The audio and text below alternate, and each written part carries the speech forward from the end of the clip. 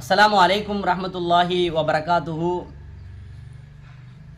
நடக்க இருக்கிற 2024ஆம் ஆண்டினுடைய பாராளுமன்ற தேர்தல் என்பது இந்திய வரலாற்றிலே மிக முக்கியத்துவமான தேர்தலாக எல்லோராலும் கருதப்படுகிறது. இந்தியாவில் வாழுகிற அனைத்து வாக்காளர் பெருமக்களும் இந்த தேர்தலிலே வாக்களிக்க வேண்டியது தலையாய கடமை என்பதை இந்த காணொளியின் வழியாக உங்களிடத்திலே நினைவுபடுத்த கடமைப்பட்டிருக்கிறேன். அன்பிற்குரியவர்களே, இந்த தேர்தலின் வழியாக, இந்த தேர்தலினுடைய பரப்புரையின் வழியாக இஸ்லாமிய சமூகத்தை, பிற்படுத்தப்பட்ட மக்களை, சிறுபான்மையினரை அச்சுறுத்துகிற வகையிலே இஸ்லாமிய தலைவர்கள் என்று அடையாளப்படுத்தப்படுகிற மார்க்க அறிஞர்கள் உள்ளிட்ட சிலர் அச்சுறுத்துகிற வார்த்தைகளை பயன்படுத்தி இணையதளங்களிலே செய்திகளை வெளியிடுவதை பார்க்க முடிகிறது. முதலாவதாக நாம் எக்காரணத்திற்கொண்டும் அச்சப்பட வேண்டிய தேவையே இல்லை. பயமுறுத்துபவர்களுக்கு பயப்பட வேண்டிய தேவையே இல்லை. வல்ல ரஹ்மான் குர்ஆனில் பேசுகிறான்.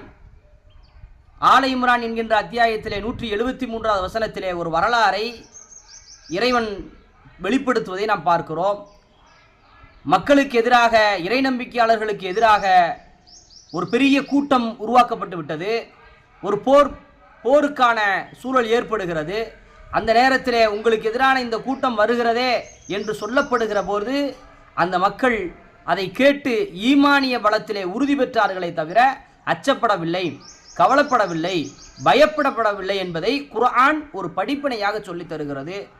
அதை நாம் படிப்பினையாக எடுத்துக்கொண்டு யாரும் அச்சப்பட வேண்டாம், யாரும் கவலை கொள்ள வேண்டாம். அல்ஹம்துலில்லாஹ், இறைவனுடைய உதவியை கொண்டு நாம் நிச்சயம் வெற்றி பெறுவோம். குர்ஆன் அப்படித்தான் சொல்லி காண்பிக்கிறது. யாருக்கு வெற்றி இருக்கிறது, யாருக்கு நிரந்தரமான தோல்வி இருக்கிறது என்பதையும் குர்ஆன் அடையாளப்படுத்துகிறது. மென்மையானவர்களே, இப்போ நாம் பாராளுமன்ற தேர்தலை எதிர்கொள்கிறோம்.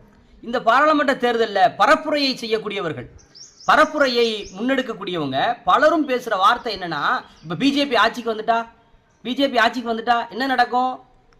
முஸ்லீம்கள் முழுமையாக கொல்லப்படுவார்கள், முஸ்லீம்களுடைய அடையாளம் சிதைக்கப்படும், ஷரியத் சட்டம் என்பது முற்றிலுமாக இல்லாமலாக்கப்படும் என்றெல்லாம் பேசுவதை நாம் பார்க்கிறோம்.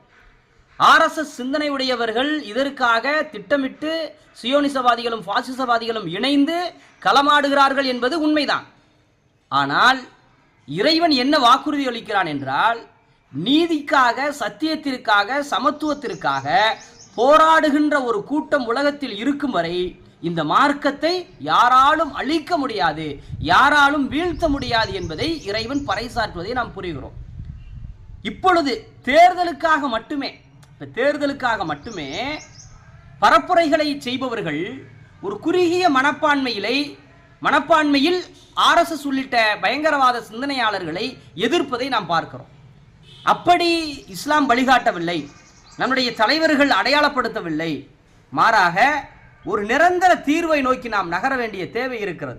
தேவையில்லாமல் அச்சப்பட்டு பயப்பட்டு ஒதுங்கி நிற்பதை விட எல்லா காலமும் எல்லா நேரமும் இந்தியாவில் இறையாண்மை பாதுகாக்கப்படுவதற்காக, சமத்துவம் நிலை பெறுவதற்காக நாம் தொடர்ந்து களத்தில் நிற்க வேண்டும். சுதந்திர போராட்டத்தினுடைய வரலாறு எதை சொல்லுகிறது? பத்ர் போரில் துவங்கி இன்று வரை உலகத்திற்கு இஸ்லாமிய வரலாறு எதை சொல்லுகிறது என்றால், உலகத்தில் சமத்துவம் நிலை பெறுவதற்கு நாம் சககாலங்களும் போராட வேண்டும்.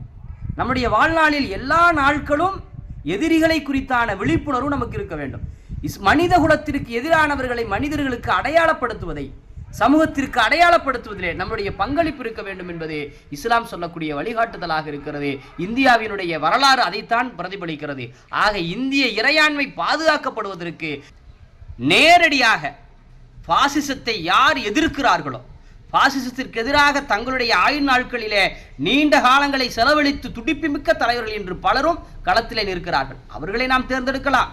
அதை தாண்டி நாம் இந்தியாவில் இறையாண்மை பாதுகாக்கப்படுவதற்கு தேர்தல் காலங்களில் மட்டும் களமாடுவது தீர்வல்ல.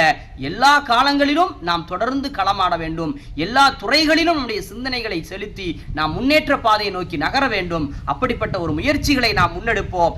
இன்ஷா அல்லாஹ், இஸ்லாமிய மார்க்கம் என்பது நிரந்தரமானது. எதுவரை? கியாமத்து நாள் வரை நிரந்தரமானது. வெற்றி நமதே இன்ஷா அல்லாஹ். அஸ்ஸலாமு அலைக்கும் ரஹ்மத்துல்லாஹி வபரகாத்துஹு.